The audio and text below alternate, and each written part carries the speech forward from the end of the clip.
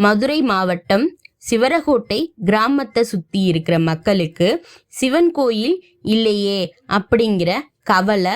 இருந்துச்சு. இந்த கவலையை போக்குறதுக்காக நம்ம கலியுகத்து கடவுள் ஸ்ரீ ருத்ரலிங்கேஸ்வரர் ஆலயத்தை கட்டிட்டு இருக்காரு நம்ம சிவனடியார் சிவ அழகர் சுவாமிகள். இவர் இந்த ஸ்ரீ ருத்ரலிங்கேஸ்வரர் எப்படி நம்ம சிவனடியார் சுவாமி கிட்ட கிடைச்சாரு அப்படிங்கிற சுவாரஸ்யமான கதையை பார்ப்போம். மதுரையை ஆண்ட பாண்டிய மன்னர் மஞ்சளாறு மகாலிங்க மலையிலிருந்து தவழ்ந்து வந்த நதி இரண்டும் சங்கமிக்கும் இடம் கமண்டல நாக நதியின் தென்கரையில் கோட்டை அமைத்து கோட்டை விநாயகர் கோட்டை மாரியம்மன் ஆலயம் கட்டி தனக்கு ஏற்பட்ட வெப்பு நோய் குணமாக கமண்டல நாக நதியில் புனித நீராடி பூஜை செய்து நோயிலிருந்து பரிபூரணமாக நிவர்த்தியாகிய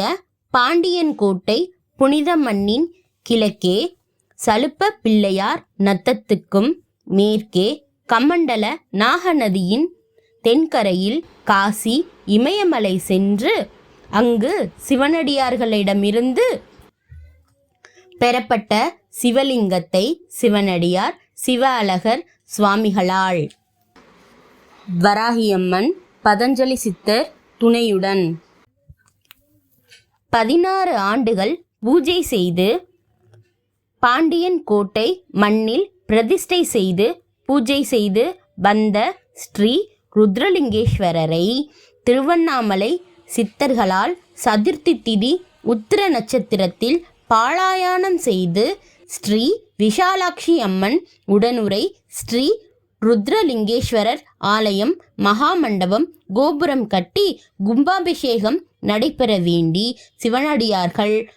தங்களால் இயன்ற உதவி செய்து சிவனருள் பெறுக என்று மிகவும் தாழ்மையுடன் கேட்டுக்கொள்கிறோம்.